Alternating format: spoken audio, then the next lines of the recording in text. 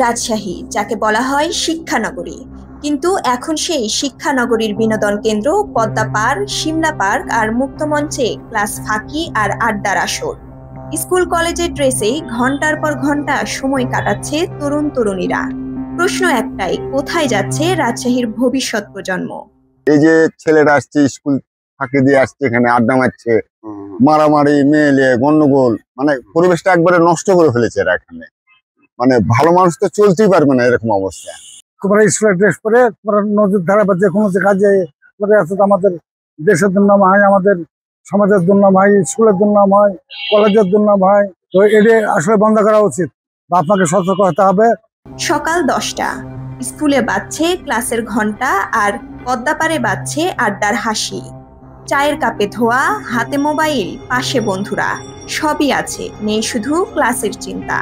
বিশেষজ্ঞদের মতে অভিভাবক ও শিক্ষা প্রতিষ্ঠানের শিথিল নজরদারি এর অন্যতম কারণ। আর এই ফাঁক বলে জন্ম নিচ্ছে কিশোর গ্যাং সংস্কৃতি। তুচ্ছ ঘটনায় হাতাহাতি, মারামারি, এমনকি ছুরিকাঘাত পর্যন্ত ঘটছে প্রায়ই।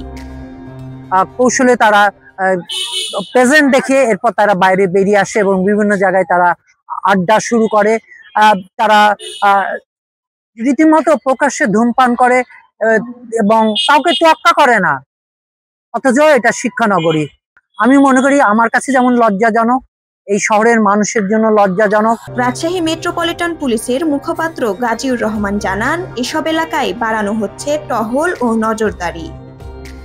স্টুডেন্টরা যেন তাদের মূল যে কাজ, পড়াশোনা এবং গবেষণা, এইটাতে লেগে থাকে। এটার জন্য আমরা বিভিন্ন শিক্ষা প্রতিষ্ঠানে আমাদের পুলিশের পক্ষ থেকে অ্যাওয়ারনেস বিল্ডিং প্রোগ্রাম করা হয়। সেখানে তাদের সচেতন করা হয়, তাদের যে দায়িত্ব এবং কর্তব্য এটি সম্পর্কে তাদেরকে মোটিভেট করা হয়। এই কার্যক্রমগুলো আমরা অতীতেও করেছি, বর্তমানেও আমরা এটি অব্যাহত রেখেছি। এই বিষয়টাকে আমরা আরও অধিকতর জোর দেব, যাতে করে আমাদের ভবিষ্যৎ, যাদের হাতে দেশের ফিউচার ন্যস্ত, তারা যেন বিপথে গিয়ে আমাদের দেশের ভবিষ্যৎটাকে নষ্ট না করে। যে শহরকে সবাই চেনে শিক্ষানগরী নামে, আজ সেই শহরের তরুণরাই হয়তো হারিয়ে ফেলছে তাদের সঠিক গন্তব্য।